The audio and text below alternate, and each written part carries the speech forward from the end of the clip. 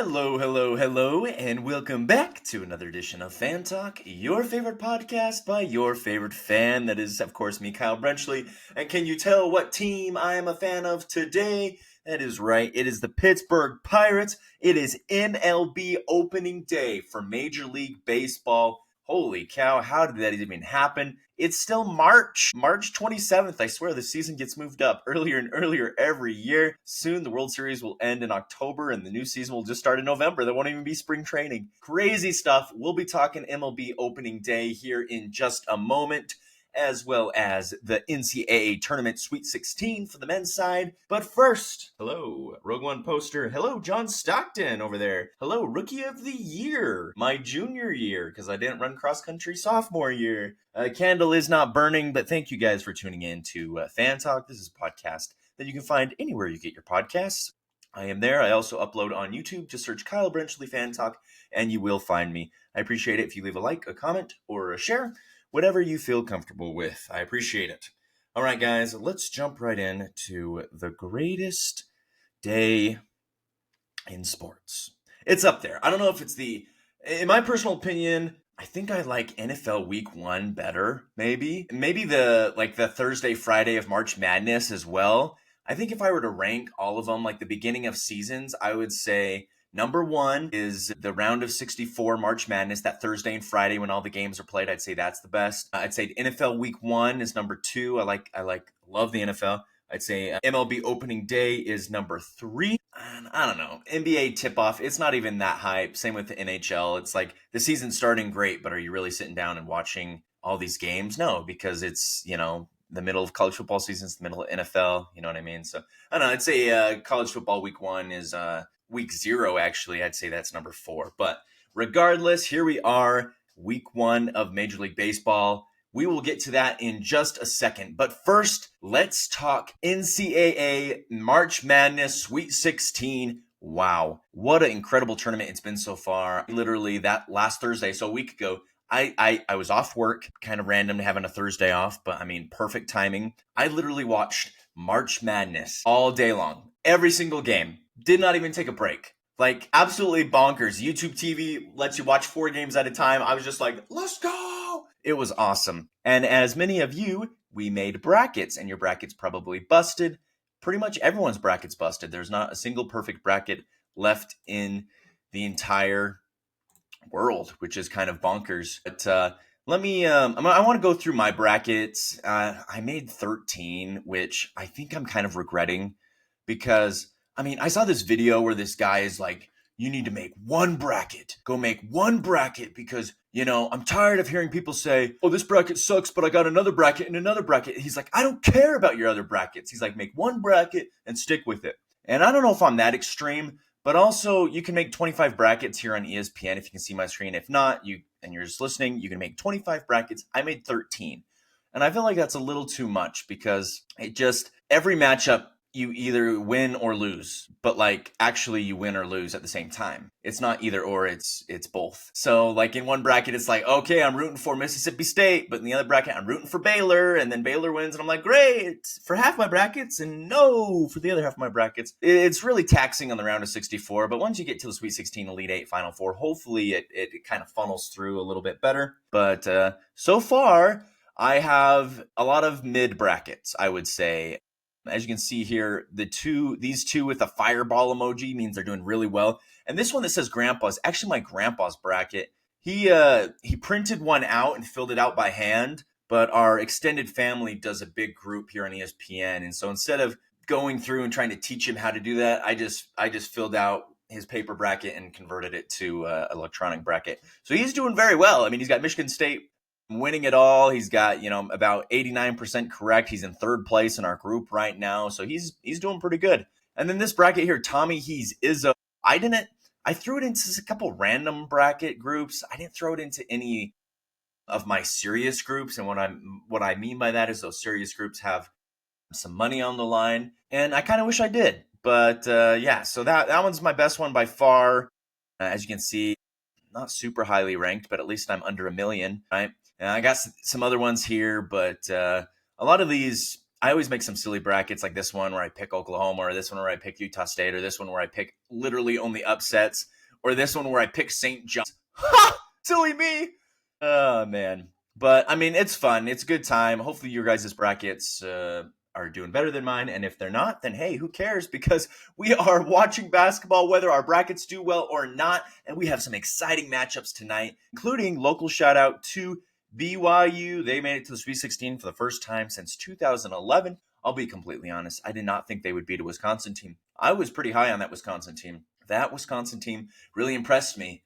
And I think a lot of people still overlooked Wisconsin, but more so, they probably overlooked BYU. Wisconsin, very good team. BYU just straight up beat them. So, very impressive win for BYU. They're playing the Alabama Crimson Tide tonight in a couple hours. I shouldn't say tonight because maybe you're listening to this and the game's already over, but I'm filming this on Thursday. So in a couple hours, they are playing against Alabama. This will be a very tough matchup. I will be shocked if they beat Alabama, but it should be a fun game. BYU has surprised me this entire tournament. I'll be completely honest. I really didn't have them getting past Wisconsin, as I said, and here they are in the Sweet 16 against Alabama. Another fun matchup tonight, Duke and Arizona. I was actually rooting for Oregon last week when they were playing Arizona. I had Oregon here in the Sweet 16. I think in one bracket, I even had them beating Duke in the Elite Eight. But Arizona, a team led by Caleb Love, I think this Arizona team can take out this Duke team. I don't know if they will because Duke is playing very well right now. Obviously, Cooper Flagg, but they have a lot more supporting cast around him. That should be a fun matchup. That game is tonight as well. And also the Maryland and Florida game. This game should be really fun. UConn gave me a scare. UConn almost beat Florida. And as you saw, I had Florida winning in a couple of my brackets, and I still think Florida will win the entire thing. I'm banking on it. But should be a really fun matchup. Maryland, of course, hit that one buzzer beater. Patrick Queen, the freshman, can't even take his mouth guard out of his mouth for the interview. Go into his left, throws it up, knocks it in. That was a very exciting game. Of course, Colorado State had just drilled a three down on the other end of the court and was probably going to win that game if not for the heroics of 18-year-old Patrick Queen. Also, Texas Tech, Arkansas. This should low-key be a very fun matchup. John Calipari, they're on a Sweet 16 run where they've beaten teams like Kansas, St. John's. If they can beat this Texas Tech team, then woo, they're doing very well. And then, of course, tomorrow, Kentucky, Tennessee play, as well as Ole Miss and Michigan State, and Auburn and Michigan. So some really fun matchups. I did make a second chance bracket. They let you play the tournament challenge second chance once the Sweet 16 comes along, because at that point, everyone's bracket is busted. And some of these matchups are easier to pick than others. Like, for example, Alabama, I feel very comfortable about Alabama beating BYU.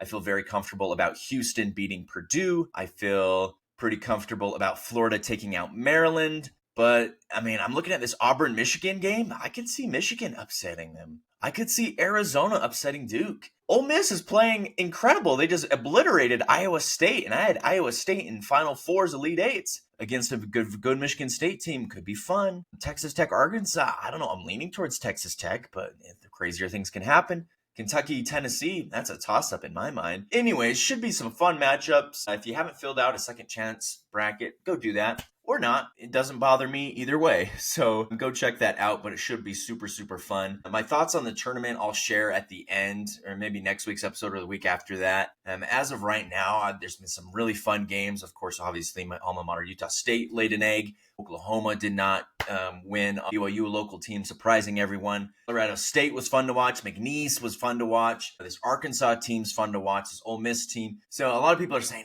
there's not a lot of upsets, but it's like, hey, why are we so focused on that? We should be focused on, not on the outcome, on the process. And look at all these great teams that got there, and look at all these teams that win. And anyways, super fun. It's awesome to watch. Go watch some college basketball, because that is what I am doing tonight. Although I'm also watching multiple MLB games at the same time. So if you're unfamiliar, it's called MLB Big Inning. It's similar to the NFL Red Zone. I don't know if you've ever heard of that, but essentially what it is, it flips between every game on Sunday. It's an interesting way to watch, because instead of just watching one game, you can sit down and watch pretty much every game. It flips between every game. So whenever a team's about to score, or whenever a team does something impressive like a turnover or a kick return or something, it flips to that game. So same with this kind of MLB big inning. It shows every single game and every single team's playing here on opening day. So right now I'm watching the Pirates. They're playing the Miami Marlins. I'm also watching, it looks like the Astros are playing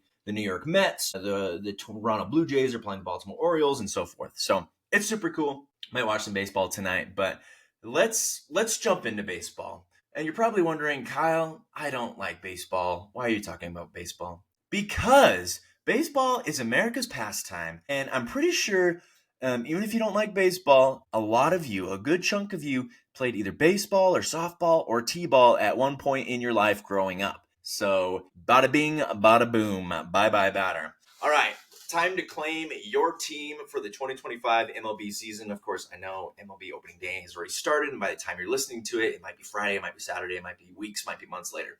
But I am a Pittsburgh Pirates fan. If you're unfamiliar with how I became a Pirates fan, I don't remember exactly the year. It might have been 2009 or 2010. I was playing Little League Baseball, and it was through the city. Well, it was kind of through the city. It's through this league, this independent league, but they use city fields. Anyways, we would always be different teams. So, for example, one year I was the Cardinals. One year I was the Red Sox. One year I was the Mariners, right? But I was never the Pirates, and I was kind of mad. I wanted to be the Pirates because I liked the Pirates because there was a player named Andrew McCutchen who, coincidence, I'm wearing his jersey right now. Andrew McCutchen, this young guy in the league that just got drafted by the Pirates, had dreadlocks at the time. I was very infatuated with dreadlocks. So I was like, hey, there's no MLB team here in Utah where I'm growing up, where I was living. So I said, hey, I'm going to be a Pirates fan. So here we go. I claim the Pirates, Pittsburgh Pirates, got my Andrew McCutchen jersey, got my 2004 PNC Park All-Star Game